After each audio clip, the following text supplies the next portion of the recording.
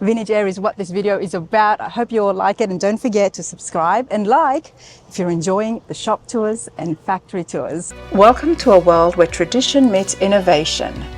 In an era dominated by artificial intelligence and automated processes, I invite you to step inside Vintage Air, a unique manufacturer that stands as a testament to the enduring spirit of craftsmanship. Here you'll witness the beauty of people working side by side.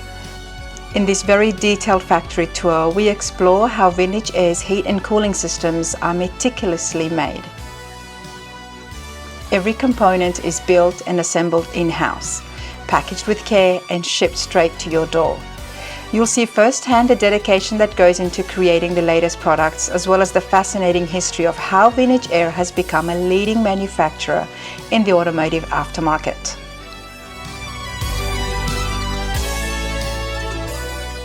If you're in the hot rod community, you know this man. Rick, how's it going? Good, good. We're excited to have you here. I'm excited. You guys are in for a real treat. If you like the classic cars, hot rodding, and if you've ever been close to a restoration, then you know Vintage Air. Today we're going to go inside and have a look at the entire factory and see how everything gets made, what happens inside, the products that you love, that you use, some of those obstacles and what Vintage Air has done to overcome it, and the latest series as well. All of that is what's happening today. So I am super excited. As you can see right here in Texas, Vintage Air factory tour. Rick, are you ready for me? I'm ready to show you all around. And you know, we give shop tours when people come. We get a lot of our customers that come. So this is going to be a great opportunity for us to share what we do here. And I think people will be surprised how much manufacturing we do on site. And we've got a lot of dedicated people that are proud to do what they do every day. So we're excited to share. I'm excited to see everybody working here as well. 50 years of Vintage Air. This is awesome. Let's go in because there is lots to see here. Let's show you inside Vintage Air. Let's go over. Let's go. I'll bring you in the front door into our showroom, and it's a pretty cool car there, Rick. That's my daily driver. I had a Monte Carlo years ago, and I put about 300,000 miles on it, and I always kind of missed that car, and I kind of looked for it. I found one about 3 years ago, and got Vintage Air in it, obviously, but no, I drive this every day. This is my daily driver. I do like the Monte Carlos, especially because I like the longer Aero coupe. hood. You don't see a lot of the Aero coupes with the big back window and everything, but again, it gets driven every day. That's my favorite part, the longer hoods. Well, come on in the showroom. We'll show everybody the first thing you see when you walk in. Anybody that's familiar with Jack and Vintage Air is probably recognized as a Studebaker. Jack's 53 Studebaker, and he built this in the early 90s, basically with the goal of running Bonneville with the air on to prove, you know, people always worried about, man, if I do air conditioning, it takes horsepower away from my engine and all of that. Well, you know, that's not necessarily the case. So Jack ran this at Studebaker. It's basically, or at Bonneville, this basically has, at the time, would have been a Winston Cup chassis. Basically a full NASCAR chassis on it, and Jack ran 241 at Bonneville with it in '95, and then took it basically and drove it on the Hot Rod Power Tour from Los Angeles to Detroit. And so just to prove that it was treatability, ran 241 at Bonneville with the AC on, and it's got a big block Chevrolet in it. At the time, it was a pretty I mean, that's like the best marketing I could think of, right? Yeah, exactly. It was basically showing that it was there, but it's got a Merlin engine, which was the Marine engine at the time, big block, about 840 cubic inches. And at the time it was carbureted. It's got fuel injection on it. Now he's upgraded to fuel injection, but it had carburation at the time, you know, full dry sump and everything. It was a good, boy, we had some good times on Power Tour with this. That was the year that Troy drove the Sniper on Power Tour and all of that and everything. We had some fun. We had some fun that year going through the mountains and everything. Jack, here I thought you were just a man trying to keep things cool. And here you are racing out in Bonneville. So we're definitely going to have that sit down. And then this year, that's on the list. A few years ago. From now on, he's going to always avoid me, right? A few years ago, he kind of did some changes on it, put some different brakes on it and everything, and ran it up at Circuit of the Americas as well. So it gets used. It's a little dirty. We got to wipe it off a little bit. Obviously, heavily modified. Yes. Yes. Heavily modified. Yes. So this is kind of our showroom, and up on the wall there, you've kind of got a little cutaway drawing of the car, of the Studebaker, and still a pretty cool and iconic car. Oh yeah. When you think of the technology it had for the time, that was 30 years ago, 30 years plus now. Pretty cool car, and to have the capability to run that fast at Bonneville and then be a street car as well. And still be a street car. Still be a street car. Still be a street car. I remember we took it to, they said it's a big block, and we took it to Concourse on Rodeo Drive, Father's Day one year, and we had to be out there real early in the morning. This is the one on the West Coast? Yeah, yep. Right on Rodeo Drive. They have a Concourse show once a year on Father's Day. And we went out there, and man, Jack was running up the street, getting in there, and the windows on those buildings were just shaking. I was waiting for shatter the windows just from the exhaust on this and everything. It's loud, and it's got a lot of throatiness to it. I would love a ride. Yeah, it's a cool car. It's a cool car. Okay, this is what I'm most excited about. Let's go inside and see how everything happens. Now, Rick, before you open those doors, everything gets made here. We're pretty vertically integrated here. Yeah, we do a lot of things here ourselves. And we do you'll see we do all our own plastic molding, sheet metal shop, powder coating, machine shop, make our own coils. I mean, we do a lot here in-house, yeah. And you're going to take me through the steps on what happens first, second? Yep, a lot of manual work. A lot of manual work here. Let's go inside and have a look.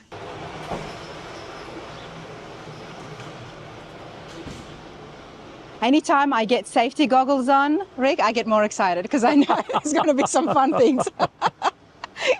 Well, I mean, we're a manufacturing facility, so I mean that's it. We also are right in the flight line for Randolph Air Force Base, which is with the biggest training bases for the Air Force. So we'll have fighter planes flying over all day and trainers and things like that. I can't complain about that. Yeah, so we're gonna start here. I mean, this is kind of the beginning, and this is our plastic molding department, and all the things that we have basically starts out with a flat sheet of plastic. We've got 2 plastic molding machines in our thermoforming area.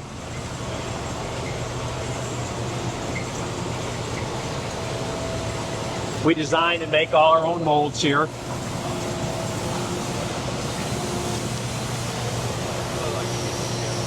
And again, everything starts off with a deep morning. Morning, sir. All right. How are you? Good. We'll start off. We got our kind of just so you can see the process. We've got our mold boards underneath, and the mold boards are all preheated. So you've got all your molds preheated, and then put our plastic on top. All of the accessories like this and small things, they're all 1/8" plastic. Anything we do for like a fan shroud or something, that's a little thicker, 3/16" plastic. So I love seeing these machines at work. I've seen it online, but this is pretty big. Yeah, and we have 2 of them. And you're doing multiple molds. Yep. All at the same time. Yep. Yeah, see, it's 73 to 79 Ford truck. That's the accessories for it.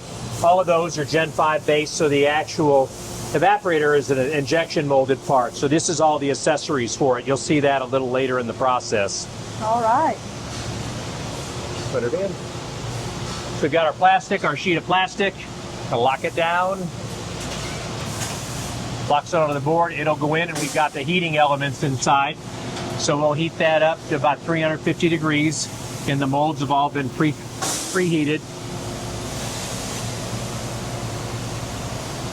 And you see that big vacuum tank on top? That's where we talk about vacuum forming. That's what gives you your pull on it, on all the plastic.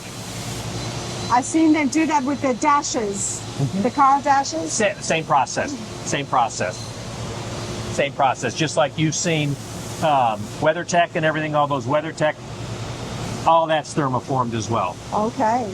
All that's thermoformed as well. All that stuff is thermoformed as well. Is spacing important? All of that's important. Spacing's important, where you place the molds on the board. The molds themselves have got to be designed with what we call draft, so that they're, you know, they have a draft to them, so that when the plastic goes over it, you can pull it back up after it forms to it. Now, there's a whole process to it, yeah, where the molds are placed on the boards, because you've got to make sure that the plastic is going to be very consistent as it forms down over the mold. doesn't stretch too much. You don't short it in certain areas so that you get a good consistent thickness on your plastic through the part. Especially the small pieces. Right. Right. Bigger pieces are actually more because they've got a taller side mount. So you've got to be more concerned about them. So placement is very important. Is there a little groove under each of these pieces? sorry? Is there a groove under each of these pieces? Yes. So they know where to place it. Yep. Okay. You'll see if you look under there, the plastic's coming out now. It's kind of weighted down. It's right temperature. Molds go up. Vacuum comes down, pulls it down. Some of the parts are tight, so they get a little bit of a little helping hand as they're doing it.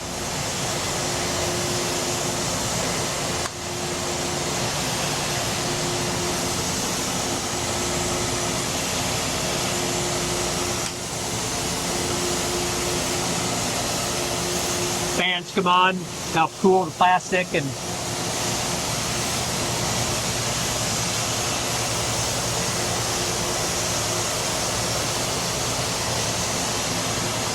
once the plastic is cool, it'll come down, the molds will separate from the plastic. You saw they went in there with a knife. They're basically cutting the single mold board into 3 of them, so they're easier to handle that way.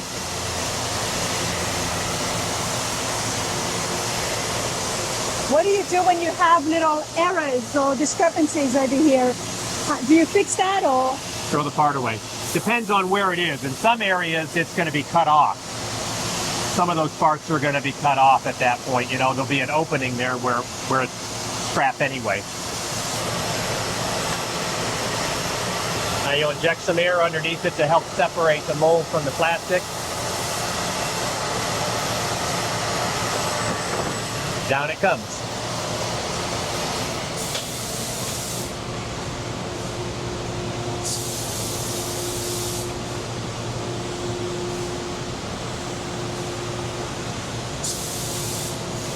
See, now you got the beginnings of your plastic parts. From here, we'll take it to a router table, and on the router table, you'll separate each part from the actual board.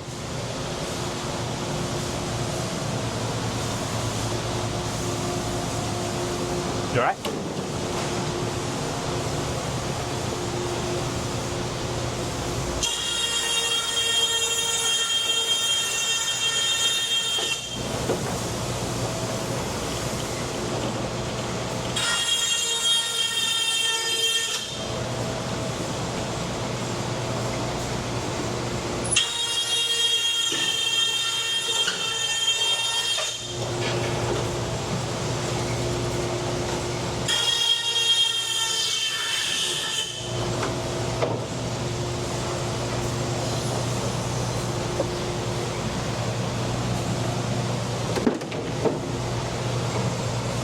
He's done it a few times. Done it a few times. About 100 times a day. 100 times a day, wow. And you've got a router panel, because a router blade that sticks up through there. You'll see you cut everything from the bottom and separate the parts.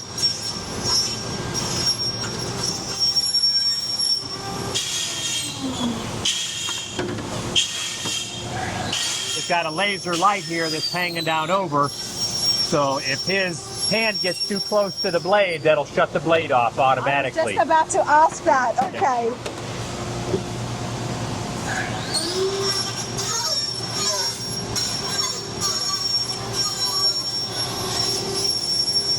And you got to plan that into your mold. You've got to plan the height that you're going to cut it off. So all that's planned into the mold. So now you've separated. You've got the basic plastic. Can I touch it, Rick? Can I touch it? Wow. Wow, that's pretty. Yeah, it's all the plastic parts. And again, this is just the first step. Now all of the plastic that's remaining here, you'll see it's going into a Gaylord box here, and that all gets sent back to the manufacturer. They regrind it, and it goes into the mix. Now with our plastic, we use about 99% virgin plastic, new plastic.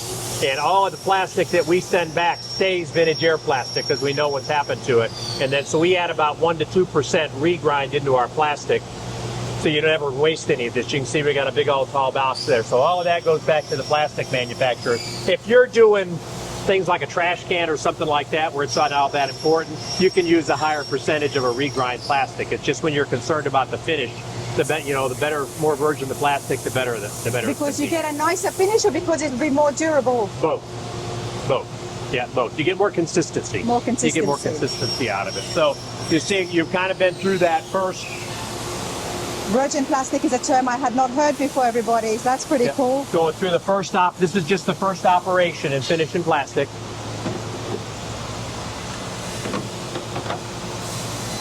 So what's the difference between this table and that table? Same thing. They're both the same. Yeah, both the same. And you see we got a little conveyor here that goes into the secondary, and that's our secondary process of plastic processing. That's where we're going to do all our band sawing. We're going to do all of our hole drilling. We're going to do all of those secondary processes that take that first part and make it into a more finished piece. Wow. Fridays are sports days here at Vintage Air, so you can wear you support your team with your sports jerseys on Friday. Love it. So here's the second process. We do all our band sawing.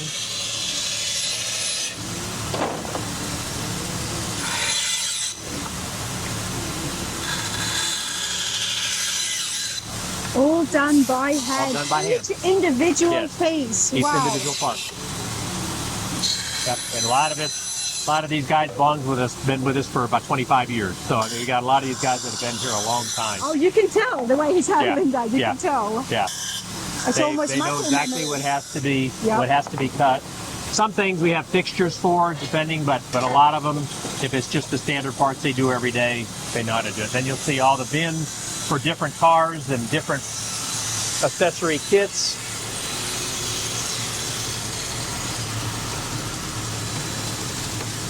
So that's your first process, is band sawing. Then from the band sawing, we're going to go into our next process, depending on what it is. Over here, we're going to be drilling holes, cleaning the plastic. Every piece of plastic gets cleaned by hand. Hi there, how are you? How we doing, Poquito? Doing good? Good. Happy Friday, buddy. So all of the parts get processed by hand. We'll drill the holes. Either they have a fixture to drill the hole, or there's a pilot hole, a pilot mark in the part that's coming right off the mold. But you can see we've got a ton of fixturing. We'll show you for that. And of course you made all of these yourself? Yes, all that's made in-house. Yep, all our fixtures are made in-house too. So this is where the parts, again, they start to become a little more. And the next phase is like a sub-assembly. So this is an underdash louver for a Corvette. You've got a top to bottom, and put the louver in it, put the jack nuts in it, everything, and then it'll be assembled. Wow. And then the ABS cement, there's what we'll use. And I'll show you a little later what we do with that. That ABS cement is people call it a glue, but it's more than a glue. Basically, we take this plastic, grind it up into a powder, and then mix it with acetone. So basically what you're doing with this is it becomes a cold weld. You see each one of the parts gets hand cleaned, deburred and hand cleaned. I was not expecting this, Ray. And these people are really talented. You talk about a welder, how a welder can lay down a real pretty bead. It's the same type of thing here. Not a drop goes outside that groove, right? No, everything in the groove, and you put the right amount in there, the right amount of time, pulling it at the right amount so that you get a nice pretty bead. And again, it basically welds that plastic together. Get a good, strong, firm bond. Of course, everything is patented, right? I'm sorry? Everything is patented. It's got a patent on it, right? Well, not on everything, but yeah, I mean, there are our own designs and everything, yep, and we've got copyrights on a lot of them. But yeah, again, all the molds are made here. Everything is done here in that respect. Next stage, we'll add any kind of foam or insulation or anything that we have to do in here, and then go to the next stage for drilling. Morning, JR. How you doing, buddy? I'm doing wonderful. Happy Friday. Happy Friday. Again, you can see the number of fixtures that we have for drilling, and then sample parts. They're either white or orange, depending on, and they're all painted as samples so they can always see what they're doing. All the holes have drill guides in them, drill bushings. Rick, to see that all of this today is possible, and it started from such humble beginning in almost like at home, out of garage. Oh yeah, yeah. It started out as a small part of a shop. This is our 50th year now. Jack started this in 1976, so this is our 50th year this year. We're really proud of that, really excited about that. And again, we've got a bunch of employees that have been here. You know, I've been here full time, going on 28 years now. We've got a lot of these guys that have been here a long time. Some of them, we got families here. We've got brothers, sisters, sons, and things like that here. So yeah, that's why it is so successful. But like I said, I was not expecting this, because 50 years, honestly, is like almost the biggest name out there when it comes to classic car restorations in the hot rod community. The cars would not exist to function and for us to drive it today without vintage air. But to see it be so like handmade and everybody involved here, I was expecting, you know, machines just doing one part up to another, but it's all, each part is done by hand. And of course, a lot of hand parts. 50 years, you're going to get a lot of fixturing. A lot of fixturing, and this is kind of run the gambit. You can see this is one of our older fixtures. We don't do much of these anymore, but you know, years ago, we made wood fixtures.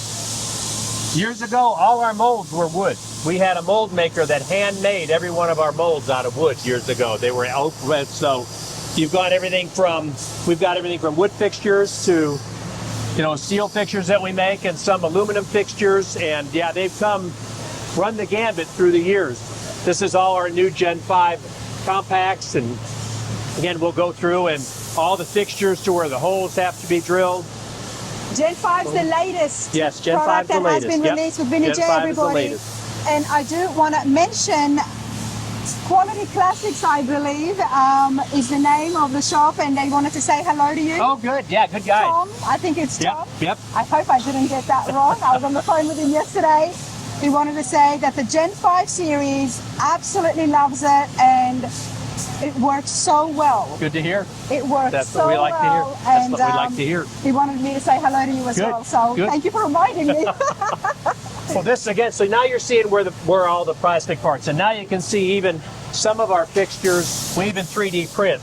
You know, Rick, things were not so simple for Jack in the beginning. No, like I said, years ago, we had a guy that was our pattern maker, and he made all these molds out of wood. And then from wood, we went to casting the molds, and now we CNC most of our molds. Most of our molds, and we make them right here. We CNC most of our molds. So all of that's done. We'll get to our machine shop later that we do everything, and all that's done right here. And yeah, we've made changes over the years for sure. Definitely made some changes. And you are still making changes. You're still keeping up with what people and these hot rodders are demanding. Yep.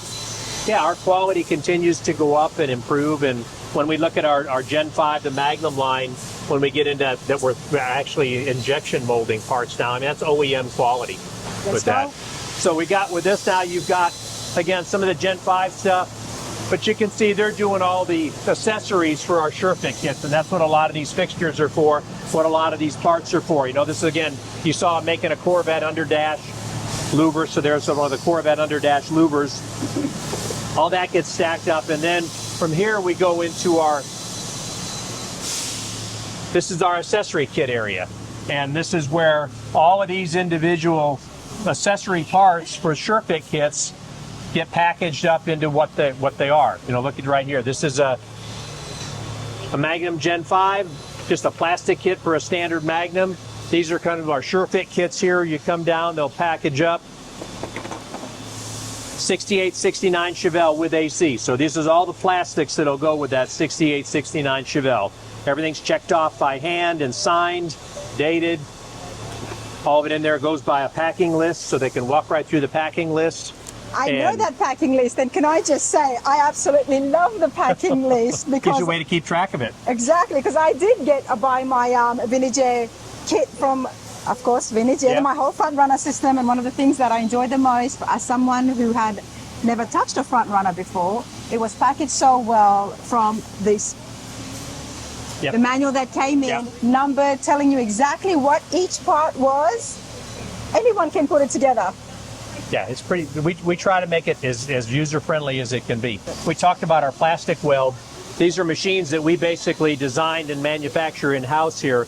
And we'll take, again, we talked about, we'll do a powder. There's the plastic that's ground up into a powder. That gets mixed into our mixing machine. And then we add acetone. And we've got a gauge on here so you can measure the pressure. And also, as you look, there's a little gauge here with a white, and what this does is that has a paddle inside this mixing, and then you get obviously resistance, so that'll keep when you're mixing that makes sure that you have a consistent plastic vent, so you always got that same consistency on your plastic. With the plastic molds, because I noticed over there they were made out of metal. The plastic molds, do they go into the vacuum? Does that affect things? So no, we don't have plastic molds. I'm sorry. This is for our glue. This is for our adhesive. Oh, for the adhesive. Yeah, that's we'll mix right. up the adhesive here, and that's so you'll maintain the right consistency as you're mixing that adhesive, so that it's always the same. And of course, it's so much more productive to be and economical to be making it here than to be buying tubes, right? Yep. Make it all here. So once you've got all that, you've got your accessory kits. We'll walk over and we'll kind of look at the assembly lines now. You know, before we do that, we're going to talk about, we talked about our new Gen 5 series as far as the compact mini super. All of the coils, the tube and fin coils that we have for the mini super compact, under dash units, all of that, anything that's a tube and fin coil, we make all those tube and fin coils right here. They start off with a roll of copper, your tubes. You see those roll of coppers come in, that rolls of copper come in, they go up over the top and come down into our tube straightener here. They go through those pipes right over there. Oh, wow. Okay. Yep, right through the tubes come in, and they'll go into our tube straightener.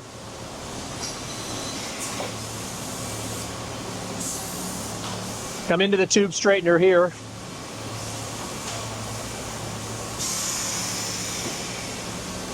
And once they get the tube straightened, they're doing some maintenance on the machine today, but after they get the tube straightened, they'll go through and they go through a bender there that makes a U-bend out of them. So you've taken those rolls of copper, straightened them, and bent them into a U. So you've got a U-bend, what we call a U-bend. Now another thing that Vintage Air does that's unique to us, with our copper, this copper is rifled as well internally. So you've got rifling in here, and what that does is as the refrigerant flows through the coil, that helps turbulate the refrigerant, you get better heat transfer out of it. So that's another thing we do. This is the small things. That's why it makes the difference. It's always the little things. Now, this mechanism here did you guys build this, or does this actually exist out there? It's an existing machine. It's an existing machine. Okay. For coil manufacturing. I do like it. Yeah. So you got it. What we'll call a tube and fin coil. So once you've got those are your tubes, our fins start off as a sheet of aluminum, a rolled sheet of aluminum. They go through a fin press, and that fin press will stamp the fins. Stamps the hole in it, cuts it to size, and stacks it. And once you've stacked it, then we take those stacks of fins and insert the tubes. And so now you've got the beginnings of your tube and fin coil. Now we'll take this and we'll run over to our expander. And the coil goes in the expander, and it runs these expansion dies through it, which expands that copper out so that you get contact on all those fins. So contact gives you your best heat transfer, so it expands those copper tubes out into the fins. And now we've got what we call a coiled slab put together at this point. That's a slab. And after that, to make it a functioning coil, we've got our end plates on them as well. And we also now you got to have a way to feed that coil. You got to bring the refrigerant and either the coolant in and back out of the coil. So all of our coils have feeders to feed in the refrigerant and to feed in the heater tubes. So we've got a whole lot of different feeders that we'll make from copper as well. And I'll show you as we get to the assembly area how many different ones we've got. We'll use copper line for that. Now we'll take that coil slab and take it into our coil assembly area. In our coil assembly area, Morning, guys. You can see our coil slabs stacked up, and what they're making, they've got a sample for and an instruction manual, and then we basically take all these return bends that we have, and you've got to circuit the coil properly. Oh, wow. So that you get the continuous flow through the coil. How do they stick it on? Is it by, how does it stick? How do they stick it on? Just the way you looked at it, just like that. They drop it on there. 2 different sizes, and they're dropped in by hand. And they go in that little opening that with the coil expander it done. You've got a kind of a flared edge there. And then every one of them gets hand brazed. And they're making feeder tubes there now. We talked about the feeder tubes that you've got. Which one's cool? These hot? Yeah, these are cool. Cool. So we talked about those feeders. There's one of the coil feeders. Looks like a set of headers. Where you've got it coming in, and all these are made by hand as well through fixturing. And that's how you feed into the coil and pull your refrigerant back out of the coil. And again, everything's all hand brazed. Morning.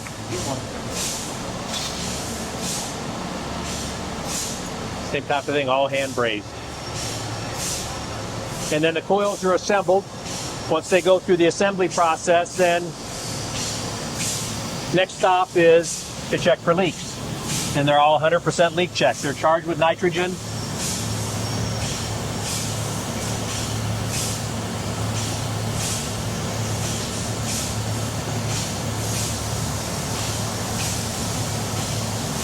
And go into the dunk tank. And you can see if there's any leaks. And once in a while you'll get a braze that's got a little bit of a leak in it or something, so it just goes back to the line and you touch up where the leak is. And then it gets rechecked. That was a good one. No leaks. So basically that gives you your finished basic coil assembly. And now the next thing we'll do is we'll charge that coil with nitrogen. You see it's got caps on it. We'll charge the coil with nitrogen. And then they'll go over the storage area. They're dated. And they'll go to the storage area, and they sit for a minimum of 24 hours in our storage area here. And then when they go to the next stage of assembly, you use a gauge to check it and make sure there's no degradation of charge, so you make sure there's no leaks in the coil. You have dated it, so that begs the question now that I got mine, almost 2 years ago now. Projects take time, right? Nice. But it's moving a lot faster this year, everybody. That's good to hear. So no, projects takes time. So the dating on this is more for us to when we make sure it sits a minimum of 24 hours to make sure there's no charge degradation. Okay. And we go to the assembly area, you can see they'll check them each time to make sure there's no leaks. And then when you take the cap off to put the expansion valve on, it's recharged with nitrogen, goes through the entire assembly process, is checked as the last before it goes out. And then when you get it out in the field, when you pull your cap off, you'll get that nitrogen coming out of it, and that assures you that you've got a good leak-free coil. Wow. That's all. Again, that's all the tube and fins, and we do all of that. We do all of that in-house. You know, I absolutely love that you do it in-house, and I'm so happy that it isn't an assembly of machines doing it, because Rick, there is so many people here working. And I love it. We have 160 employees. 160 employees. 50 years, I want to see this happening exactly the same way for the next 50 years. Yeah, me too. And then now we'll kind of go into our next area of assembly. This is our sheet metal shop, or part of our sheet metal shop.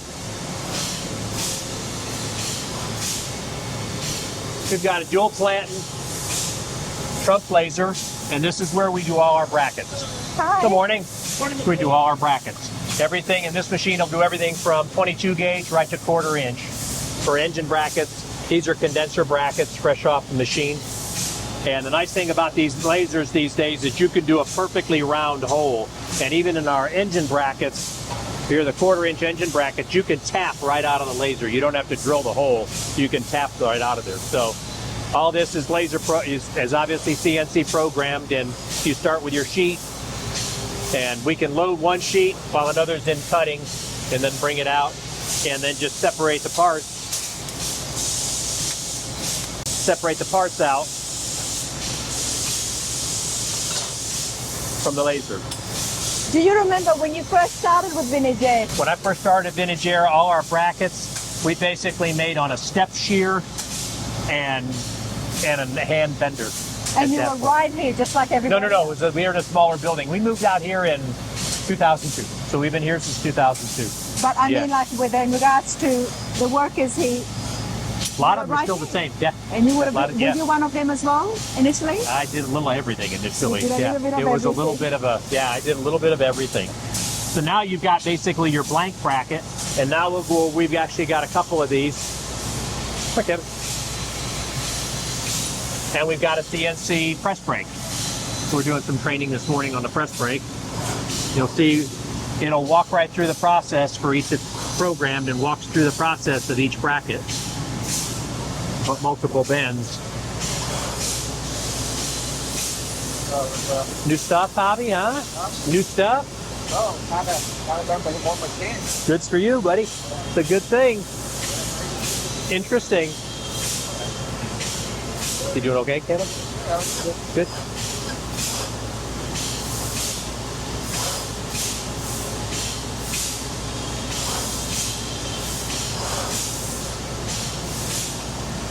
And we were talking about our 1/4-inch brackets. Here's some of our 1/4-inch brackets, engine brackets that we make.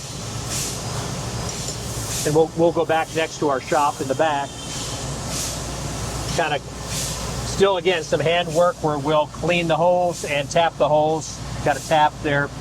And again, right straight off the laser, we can do tapping. Now, after we've got our basic sheet metal done, take you back to our sheet metal shop in the back.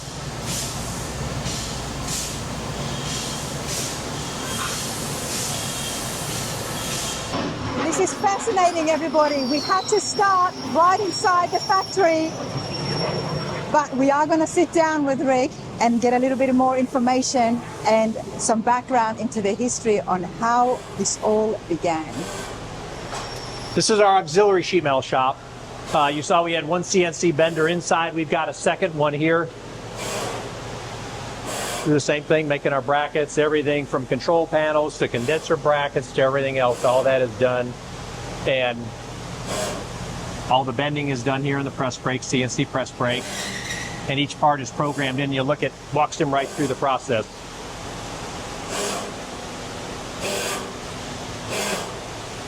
Allows you to do some pretty complex brackets. And they're all always going to be the same. And it has to be done through the brake, hand operated, each individual piece. Each individual piece. And then if there's any secondary operations following that, you know, we'll put the weld-in nuts and everything. All our weld-in nuts are done here. We'll spot weld in the nuts for any of the parts after that. Once all the work's done on them, the next step is powder coating. That happens here as well. That happens here as well. So all the parts will be hung in a rack. How are you? And next step is to clean the parts. So we've got basically a detergent, and it's all clean. None of this is corrosive or anything. It's just a cleaning. We clean it, rinse, and then do a light etch. And then the parts are from here, obviously go into an oven next to be preheated. Morning. Morning. Any of our threads will cap, or any of the people will cap them so they don't get the powder coat on them. And you can see these parts are all ready to go into the oven. So why do we not want any powder coating on the corners? Because you'll get it to where it's too thick to go in. Or anything, if you have threaded parts too, it'll start to clog the threads. Okay. So then they'll get on their rack here. In rack, they'll go preheated into the oven. Once they come out of the preheat oven, then we'll go over and we'll actually do the powder coat on them.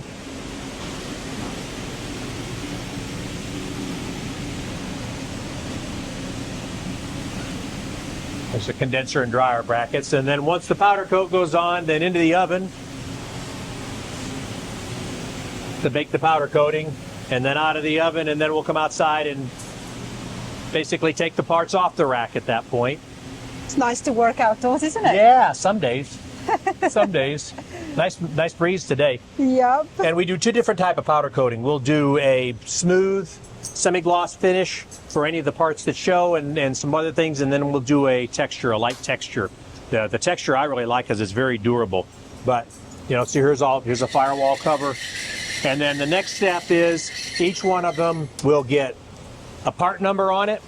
They're labeled with a part number and bagged. And then they'll go up to where we saw earlier, the area where they get put with whatever vehicle they are into the assembly area. So there's some fresh out of the oven. Doing okay, Woody? So you can feel the heat off them. Yeah. This area here and the thermoform area in the summertime is a bit of a challenge when it's 100 plus out here, and then you get the ovens on top of that and everything. It makes for a warm day. Of course, but I mean, I love the fact that everything happens here. It's not just all the parts, but even the adhesive gets made here in-house. You do not rely on any outside. We're pretty self-sufficient. Very. Pretty self-sufficient on that. You know, there's some things, obviously some things we can't do. All the chrome plating, advanced plating does all of our chrome plating. We've got some real trusted suppliers for any operations that we don't do in-house. And most of our... I was going to ask, because I got the chrome finish. Yep. Advanced does all of our chroming. And, you know, again, we've got trusted suppliers to do any of the processes we can't do here. I'm going to go up and show you now the final assembly area, where we have our actual assembly lines. So now parts heading back for powder coat.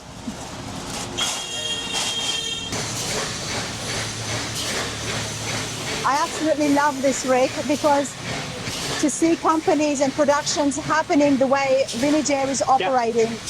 I mean, we're proud to be an American manufacturer. I mean, we are. We're very proud to be an American manufacturer. And manufacturing has been on the decline for many years. And you know, so we're very proud to be part of American manufacturing here. This takes me, you know, makes me think about the 70s, the 80s, the 90s, when everything was at its boom. But it is still at its boom here in 2026 at Village Air. It really is, everyone. These are our assembly area, our final assembly area. And we've basically got, now that we're pretty much Gen 5 on everything other than our heaters, this is our Magnum and Magnum Max and SureFit assembly line. Over here is for our minis, compact supers, and underdash units, and some of the other specialty ones we make. For our viewers who are watching and not familiar, we are going to, and also for myself as well, get a refresher on exactly the different lines and what makes them different and what would be best for your car, for your project. So do stay tuned. All of this terminology will make sense at the end. We'll get you all those details. This is our Magnum Max assembly area. We don't make these coils. We have a trusted manufacturer for these coils. This is our plate and fin evaporator coil. That's an aluminum plate and fin evaporator coil. This is what goes in our Magnum and Magnum Max for the AC coil. And then... And the benefits of it being aluminum? Aluminum, you get a lot of, it's lightweight, and the way it is, it's a parallel flow, so you get good heat transfer on it as well. Same thing. Parallel flow heater core, aluminum, lightweight parallel flow heater core as well for the heat. And, you know, we talked about earlier when we were talking about our tube and fin coils, how once we charge them with nitrogen, these will all get charged with nitrogen. They come in charged. We'll take the caps off, put the expansion valve on. So we put the expansion valve on, and we put our adapter for the hoses and the thermistor for coil temperature monitoring for the ECU. So you basically have your coil assembly now ready to go. And we're going to wrap it to keep it from sweating. Use a press tape wrap on it. Goes down the line. Got our deflector on the heater core. And then one of the biggest things we did a few years ago, after years and years of thermoforming, is that we actually did our own design and our own tooling to make injection molded cases for the Magnum. So we've got, and these are done right in San Antonio. So this is an injection molded case. This is what the OEMs used. They'll do an injection molded case, and so they'll come in plastic injection molded. This is a top. You get a top, got a place for the coil, you got a place to mount all your units. Everything is basically integrated into the coil, into the case design. Got a bottom and a top and bottom. So Lola here is going to come in, and we rotate people on the line. So you're assembling a top and bottom case. All our doors, the other thing we're very proud of, our deflector doors, our heat blend doors, these are injection molded as well, but then they take it a second, and this is a rubber seal that's basically over molded right on the door. So it's not a foam seal, it's a long lasting rubber seal. Gives you a great seal when... That's the difference, isn't it? It's a difference. It is the so difference. then the cases clip together. They have a tongue and groove, top and bottom, and they'll clip together. And our blower speed control, and that's an OEM Bosch blower speed control. And you said that the line changes, so Just got Lola people here move would around. be moving around? Yeah, everybody moves around, so they're cross-chained. And once you get past this next phase down the line, we're going to add the blower motor. The coils have been inserted with a cap. So the coils could always be changed if they have to be. You don't have to disassemble the unit to change the coil. So, and then we've got our door motors. How you doing? Good, okay, Al? Yes, sir. Good. I got one complete over here. Good. Yep, we'll move down there. Sorry. So, and then we'll add the electronics that we've designed, obviously our own board and everything. So you got the electronics, goes in our ECU. You've assembled all of the door actuator motors, the stepper motors for door actuators, and they have a, I was showing you earlier on that door, they've got a serrated top of the door that locks right into the motor. So there's no adapter needed, it locks right in onto the door. So you get a good robust contact on there. And now to add the wiring harness for the doors, and you got your motor. So you basically got an assembled module now. Next step down is every one of the units is powered up. So it's powered up, every one of the functions is checked, double checked, so you know that it's all good. You can see you've got the caps on the coil. The coils are charged with nitrogen, heater and AC coils are charged with nitrogen. And each one you see has its own sticker on it, because all our units are built to stock. They're all built to a specific order, and as they go down the line, that sticker stays with it. And now you've got a finished, basically sub-assembly. This is for a 70 to 74 Challenger. There's the order number and the part number. Now we'll take that and we'll go to our accessory area, where you saw those kits earlier being assembled in our accessory area. They're all stacked according to what vehicle they are. And then if you have any options, that'll be on that order. So you'll get your unit that's finished, it'll go in the box, the unit plus every one of the accessories that goes with it, depending on what it is. This one's got a control panel, upgrade control panel, and all your plastic parts, your firewall covers, your mounting brackets, wiring harness, everything in the tub, and everything gets double checked on this as well. Then right down the line,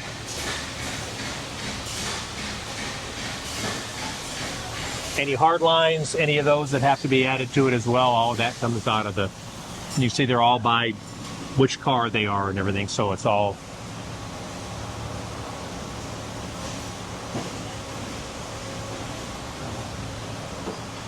And as everybody knows, it doesn't matter how careful you are during a process. If you can't get it to the customer that way, it doesn't matter at all. So our guys take a lot of care when they're boxing it. We use expandable foam, we wrap parts, everything we can to make sure that when the kit leaves here, it's going to make it to the customer in just as good a shape as when it left here. Absolutely. You know, I still have my phone.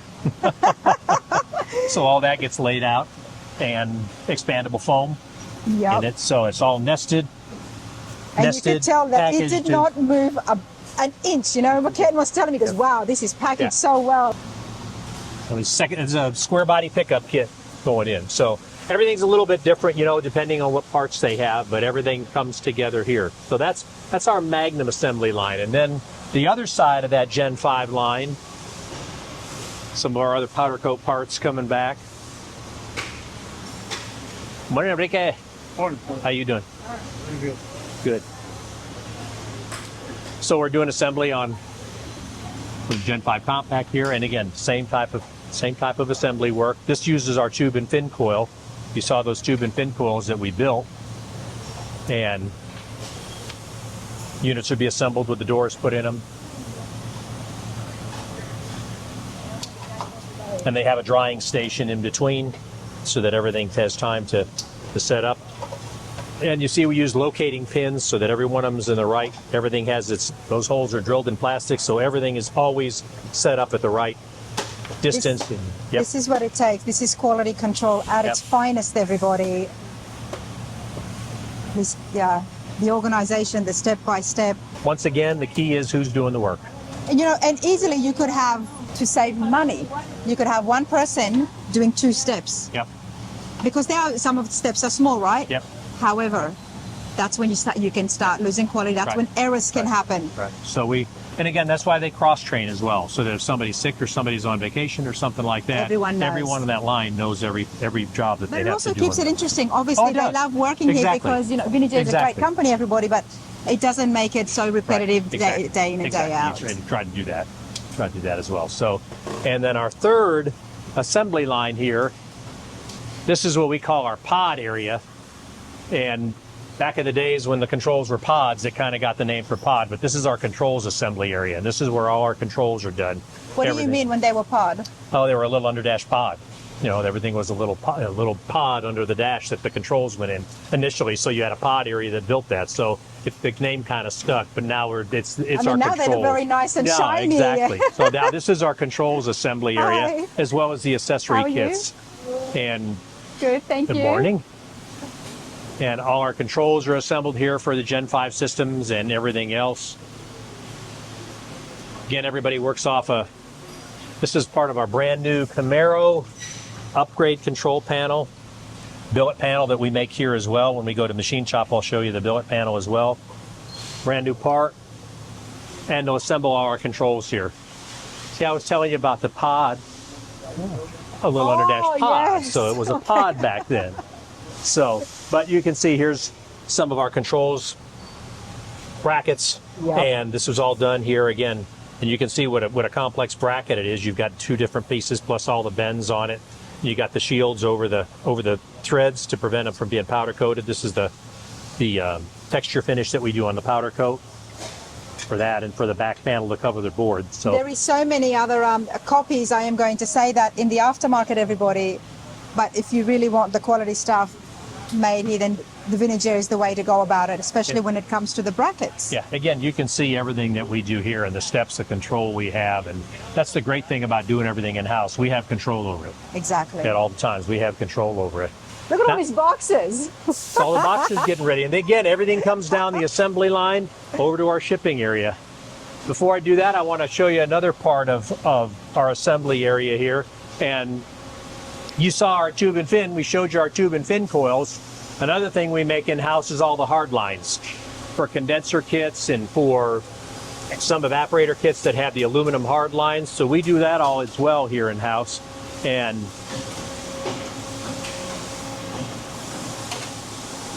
all these hard lines start out as a roll of aluminum tubing, 2 different sizes. And they go into our tube straightener initially, straightens them out, and then depending on what part you're going to build, it cuts it off at a certain length. You got your length of your part. And once you've got the length of the part, then we've got machines that put the O-ring land on them, whether it's a male or female O-ring land. You've got a press that takes a stock, just a piece of length of tubing, and you put your O-ring end on it. People ask if you've got a hand tool to do that, but you don't. When you see the machine that's doing those, it takes a little more pressure to do that.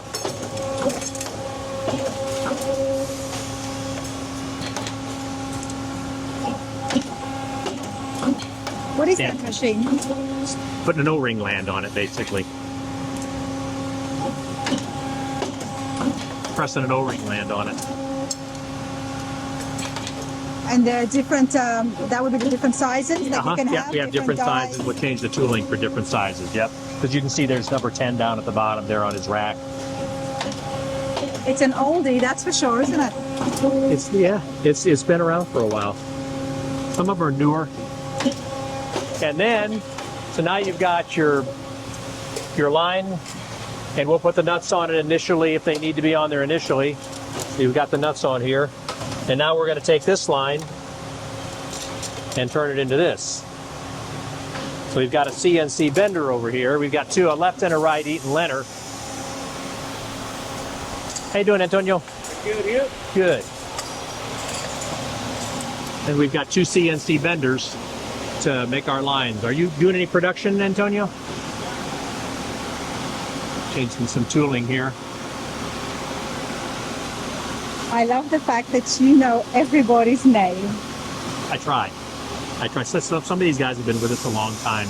And, you know, we try to make this a family environment here. We have cookouts and we have meals that come in and everything. We'll do that at least once a month. And, you know, we recognize that a lot of these guys, they spend as much of their wake time here as they do with their family. So we try to make it as good an environment as it can be. Right. And, you know, we respect our people a lot because, again, they're part of what makes us what we are, the biggest part of what makes us what we are. Rick was, I think, maybe the second, if not the third person, one of my earliest friends that I met. Been a while now, hasn't it? It's been a while. 3.5 years. So, and of course, everybody in the industry knows you, and it is because of the way you run things. And we got a machine here, so we're taking that straight line. How's it going? Good, you? Good. You might want to stand right there because you're on the pressure pad. Oh, it won't run. Yeah, we'll have to go up here. Wait, this way? Yep, there you go. Sorry for being in Yeah, your it stops workspace. it. No, you're fine. And that's the safety aspect of it. If somebody's too close, it won't let it run. Okay. Oh, it's got sensors. Yes. See, it's already had the end formed on it. It's got the nut on it, so now we'll bend it. And it can rotate it as well as it bends it. So it'll rotate it.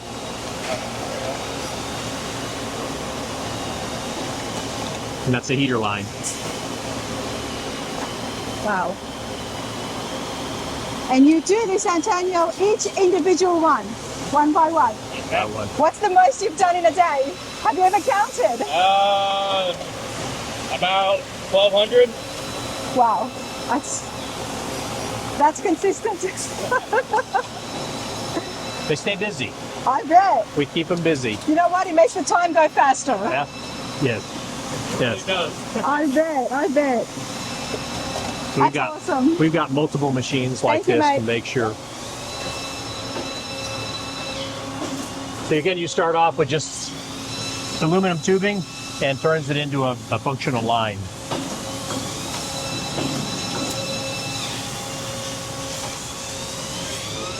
Now I'm going to show you our machine shop. Now you're going to show me the machine. So where have you been? I mean, these are all machines. Yeah, I'm happy, everyone. You know that. You can tell I love coming to the factories and seeing it. And I was not expecting this at all. How you doing, Rowan? Doing okay? Fine. Good. And this is our machine shop area. We have 4 Toyotas. They share a lot of tooling, and there's a lot of repetitive. And we have, all our machining that we do in-house. We make everything from the louvers to the control panels to our front runners. All of that is done here in-house. All of the adapters for O-rings off the expansion valves and everything, all of that's done here in-house. What are you building, Robert? Morning. Good morning. Yeah. Control panels? 68. Truck Firebird. Yep. First off. Yep. We were just talking about that Camaro Firebird panel, that new billet aluminum Camaro Firebird panel. Here's the first operation, starting from the block, and the first operation for the new control panel. Oh, that's beautiful. I like that. How's it going? And you see the ones in the machine where they've gone the second operation. Yeah, why don't you slide it open real quick?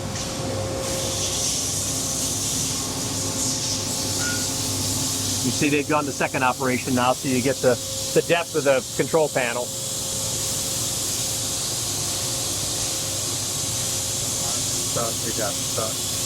Wow. These look like they're already grown. Yeah, bright aluminum. So, and again, everything, all of our stuff, our front runners have done here. Here's one tensioner bracket for a Coyote. First couple operations. And if we come out here, I'll show you some of the other front runner parts. We make a lot of chips during the day. Yep.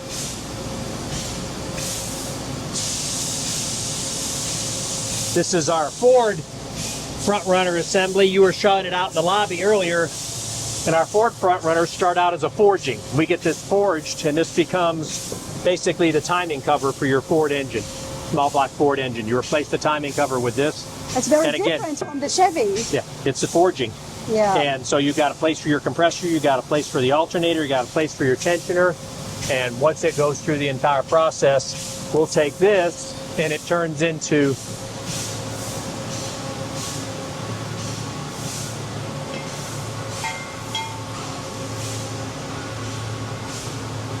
post-machining. Yep, that is heavy. I know that. Look at that. Start out with your forging and all the machining. Now the water pump bolt is ready. Compressor saddle is all ready. Alternator, tensioner, ready for the seal. All set to go. These are some of our other front runner parts that we make. Again, all of that's made here. Ford, Chevrolet, all of the front runner parts we make right here. Some of the pulleys we farm out to pulley manufacturers, but again, all the 90% of all is done here. We're doing some other accessory parts in there now. One of our newest front runners that we're doing now is a casting for the LS and LT, and we have the casting done, American casting, US casting, and this is our new cast front runner. I say new, it's several years old now, but we do the start off with a casting, and then it's all machined. This is the water pump? Yeah, water pump drops right in here, yeah. We do I'll show you that, we do our own water pump as well. Make our own water pump for it with OEM components. So that's our cast front runner, LSLT cast front runner. Nice. Cool thing about it is when we designed this and we did all the design part, you've got several real advantages. You've got options whether you want to bring your water out through the side or out through the bottom, depending on the narrowness of the frame. And when we designed it low, brought the water pump down where you've got a nice, great, clear approach for the water to come in, for the coolant to come in. So it's real straight. It doesn't have to make a lot of turns. More efficient. And being lower also, you've got room for your throttle body without having to use a wedge on your throttle body. So it makes it really nice. And you have to do that in a depth with the custom cars and trucks that's happening, the custom chassis. Right. Because one of the things, I guess, throughout the years that Vintage Air realized these cars were changing. They were modifying things, especially in the firewall, and the placement of the older units had to be adapted and changed. And again, we're hot rodders too, so we're always thinking, what's a better way to do this? What's the better way to do this? Not just the way it looks, it's the way it functions. Another nice thing is our machine shop is we've got multiple tombstones here and on the other side, to where basically you'll see we can run lights out here at night. You said tombstone? Yeah, they're called tombstones, where you mount all the parts. You can see the robot vehicle is coming down now, and it's going to grab a tombstone and take it to be either loaded or put in the machine or unloaded. These parts are a little bit more heavier, and you've got the machine doing it, as opposed to having a person. That's awesome. Yep. See, it'll pick up the tombstone.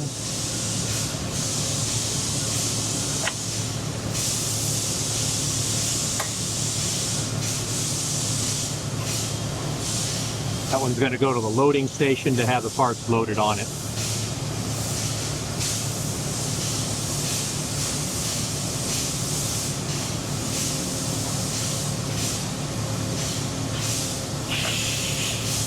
There are so many components to make. A lot going on here all the time. A lot. A lot going on all the time, for sure. And so that's kind of machine shop. And you can see again here. Morning, Jonathan. You can see some of the next part of the machine shop is our lathe area here. And our lathe is where we make all of our parts for our louvers. This is for our slider louver. You've got the barrel for the louver and the blade. That's through the first operation. And all of our louver parts. Pulleys, we're making a lot of pulleys in-house now. Mopar pulleys, Ford pulleys, placement pulleys in-house. What Jonathan's working on this morning is pulleys. So this is all after the first stop is the Toyota, the mill does these. And then I'm currently working on the sending cross. The first operation done, and then we'll be putting the grooves in them for the belt grooves in them. And how do you put the grooves on it? In the lathe. Okay. The tooling in the lathe. And you know, we talked about that LS front runner. We'll come down here, look at that. Thanks, Jonathan. Thank you, Robert. Talked about that LS LT front runner, and here's the cartridge water pump that goes along with that. And this is the highest performance impeller. We could get us an OEM impeller, and we also use a 3/4 inch bearing hub on this. So it's a real heavy duty, heavy bearing hub, even heavier than what the OEMs use. So we make our own basic water pump for those. Machine the housing, machine the hub. Again, all that's done in-house.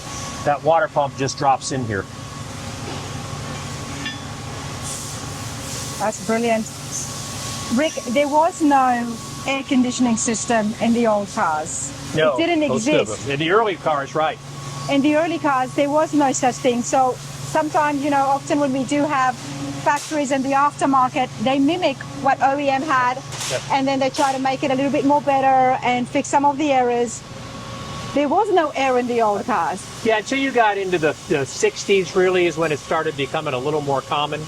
But again, even though if you've got factory air in a car, it's 60, 70-year-old technology now, you know, versus the new technology. The airflow is better, performance is better, control is better. So even if your car came with factory air, I guarantee you the vintage air performance is better than what your car had from the factory originally. Without a doubt. I think it would be. Besides the wear aspect of it, just the technology aspect of it. Just the technology. But one of these days, I would like to sit down with Jack Chisenhall, everybody, who started Vintage Air. So here's one of the pulleys fresh out of the lathe. It's a Mopar water pump pulley.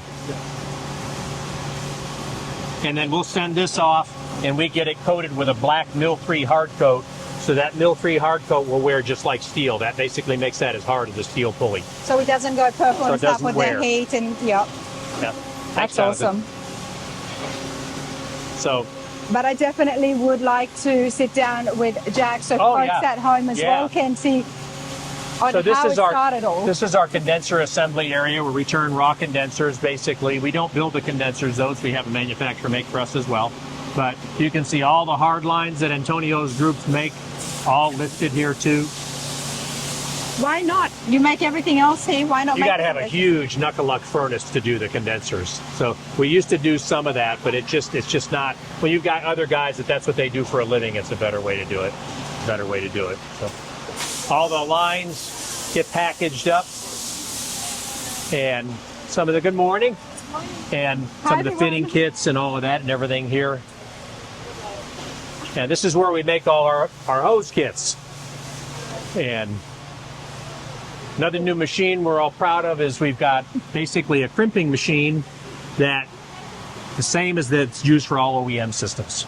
It's an 8-segment crimp, and again, same type of crimp that all the OEMs use now. Different tooling for it, and so we're making hoses that are on par with any OEM that you'll buy now from W. So we've got all the orders are here. Again, it's all by part number and by order number and scanned in so that they'll know exactly what parts go with each one of them, whether there's options or anything like that to add to it.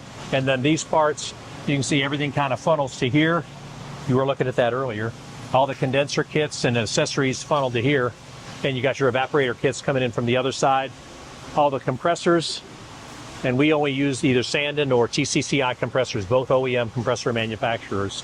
And all of that flows here. Yeah, all made here. And again, you can see each order number on the box gets matched up, and then any other accessories or anything. This area over here is our front runner assembly area, and we've taken the compressors and drilling the compressors for the front runners. More now. Oh. And all our front runner parts are laid out. It all kind of comes together here. Alternators from Mechman, our water pumps from Stewart, any of our brackets. You saw the machine shop making the brackets.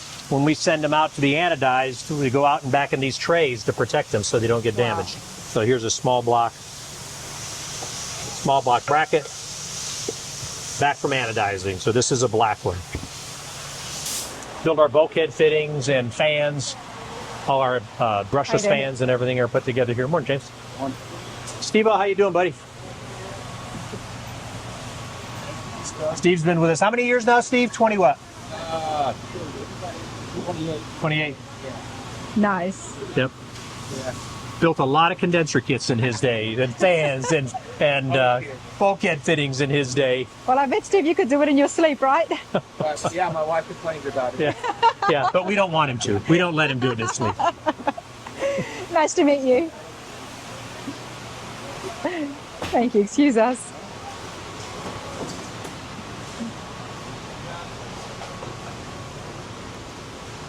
Just run you up the stairs real quick and get you a little bird's eye view. Oh, yes, I would love that. In a world of robots and technology, everybody, to see a production happening the way it is right here at Vinegar, it's amazing. It absolutely is amazing. And it can happen, and you have so much more better productivity, not to mention the environment. Everybody's happy, everybody's interacting. Replace this with robots, you're not going to have the same vibe. And I love places like this. Check out the view. We got a little bit of a view here now. And see, we've got our little TV screen all the time. We keep track of all our metrics and any announcements to the employees. We have a complete employee meeting every Tuesday morning at 8:30 where we'll welcome new employees, talk about what's going on, recognize anybody that's done above and beyond things, and job openings, things like that. So we try to keep real good communication with our employees. I love that. I absolutely love this. And you can kind of see a little bit more of what goes on all the time. And everybody's close by to each other, so they can still have a chat, still get the work done. People communicate pretty well. We've got a really, really good team. Some people watching this at home might be surprised and be like, why am I so excited? But I didn't grow up in a time where this was at its peak. With factories, manufacturers, and production happening like this. It's 2026. All we see is, we've got the robot does this, picks it up from the shelf, packages it. So I do appreciate this. I really do. Automation has its place, and there's some places maybe in the future we can use automation for some of the heavier jobs or something like that we've looked at to save people's backs and everything. But overall, I mean, the good thing about people doing it is they're watching what they're doing all the time, and it certainly makes a difference. I think from the mental health side of things, this is just such a positive. Yeah.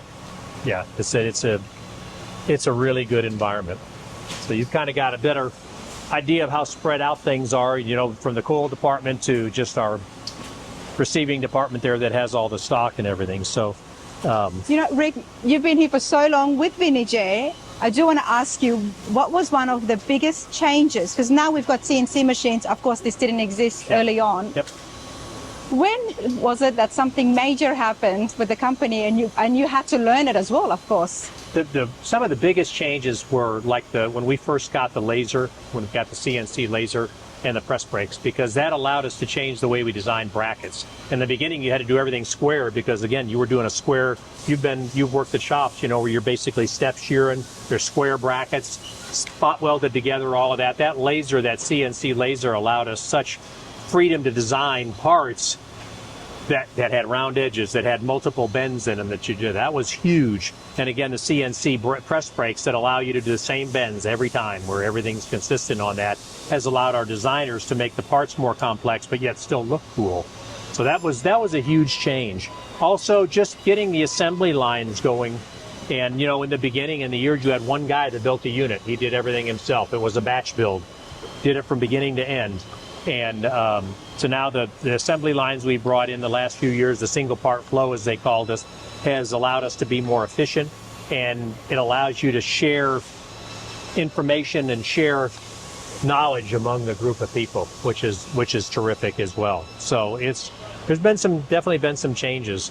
We never set out to get into the coil business. We used to buy coils years ago for that, and we got a call one day that coil place was shutting down that we bought it from. So they said, you can do one more PO.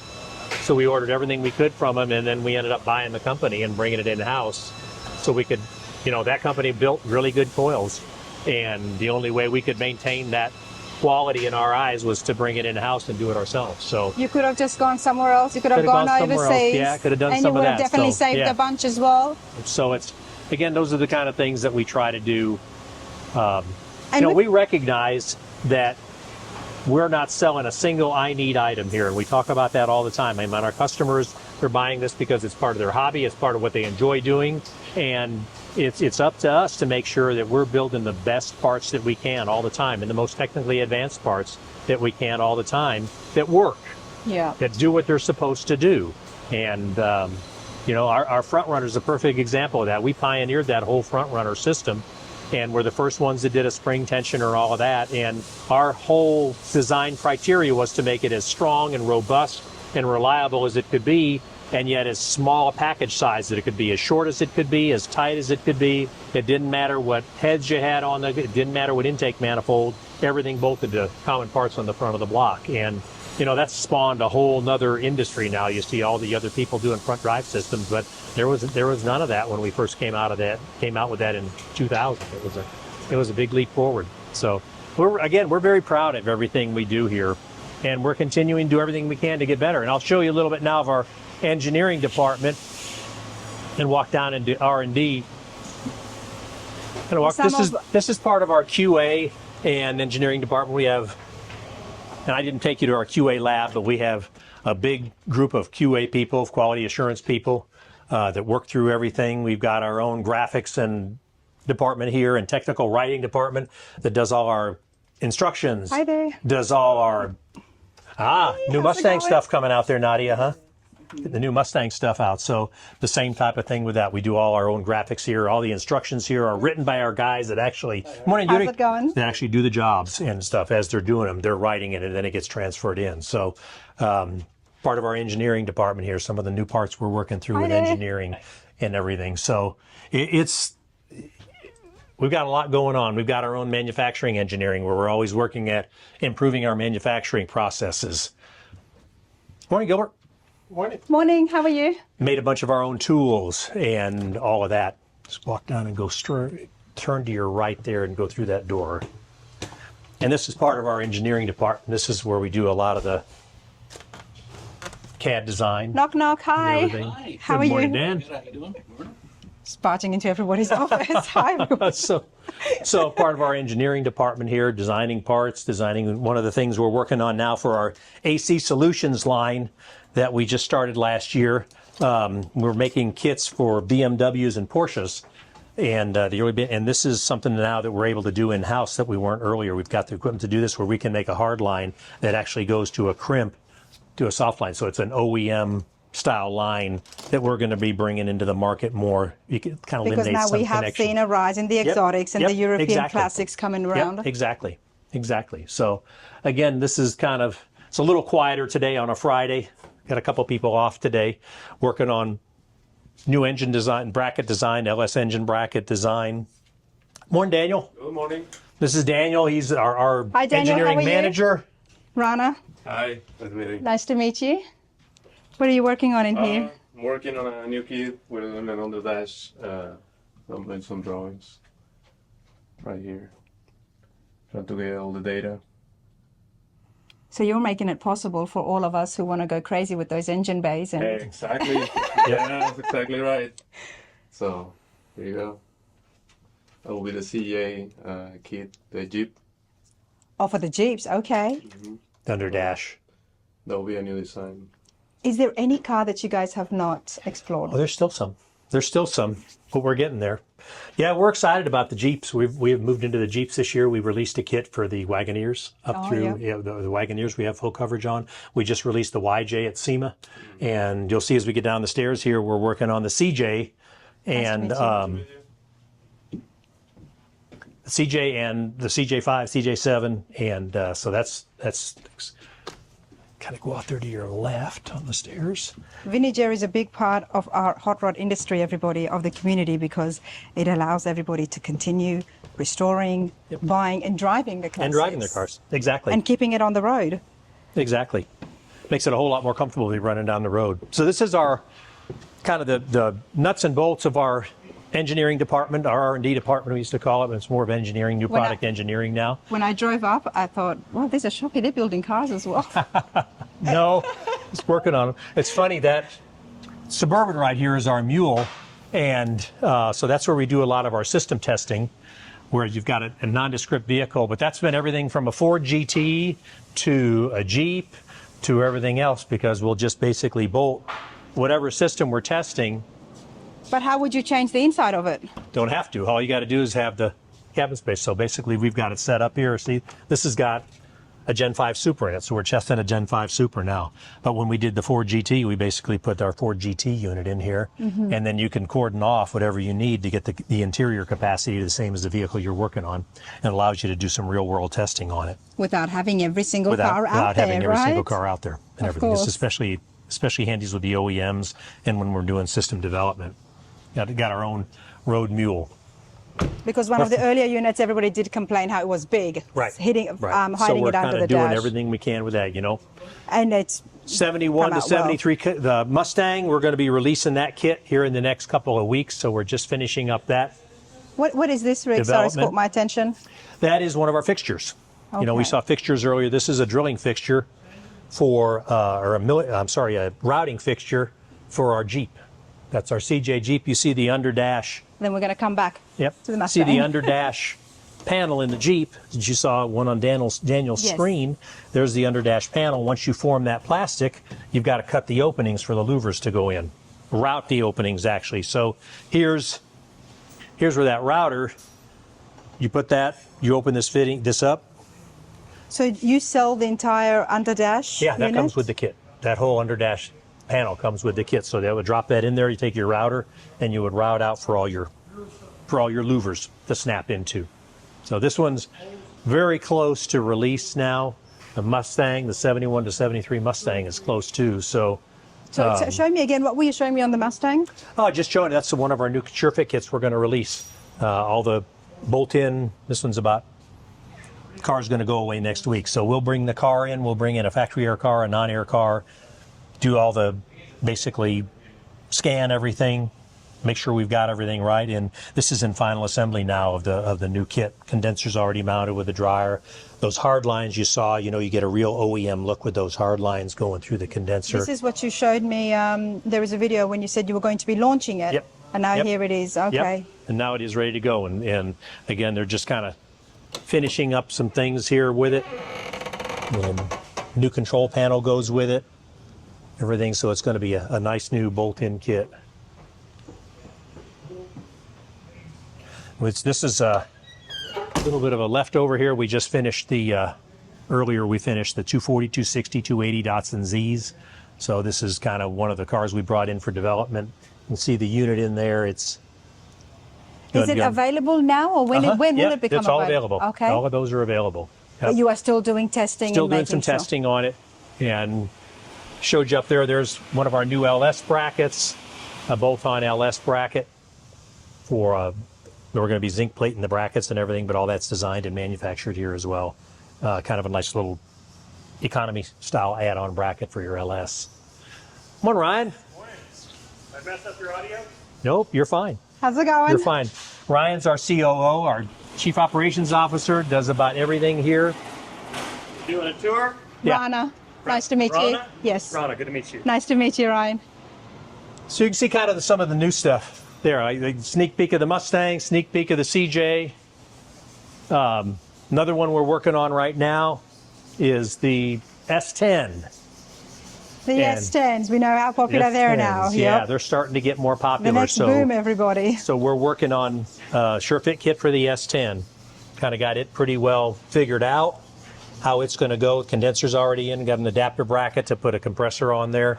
These are tiny inside. The space behind the dash is really, really tight on them.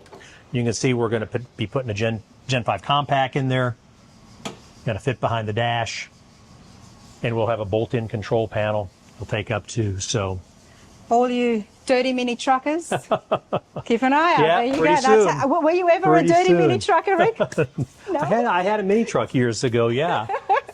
but you weren't dirty. Yeah, I had my share of that too. So we're getting real close on these as well. So always new stuff. Always new stuff. That's the I think another thing that's kept us going through the years is we've always been debuting new parts. Yeah, Absolutely. And again, we're hot rodders too. Almost every year.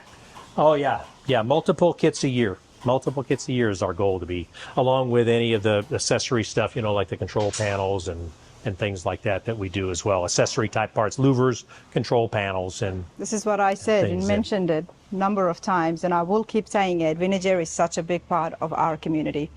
I guess this is why I was emphasizing to everybody while we were walking through the factory of just how significant and how big a role Vinegar has in the hot rod community. I was admiring all the awards here. When did Vinegar get its first recognition? Or what product was it? I mean, it would have been really early on. The first one, I'm trying to think here. Probably one of the first, let's see, there's an NSRA one here. We had a Best New Product in 81. It was that was our mini Space Saver in 81, and that was probably one of the first. 76. It's faded out here. Yeah, but 76 is when Vinegar was established. Yep, established in 76. Went to the Nationals. I think Jack went to the Nationals first time in 77 as Vintage Air. And as you can see, Industry Pioneer Award, obviously into the Hall of Fame for his involvement. Jack's been really influential and he's helped a lot of people through the years. He's a genuine good guy, which is as important as anything he's done in the industry. Just great guy. And that's why that translates down to the product. Yes. It's not just about making money, but it's actually about filling that gap. Yep.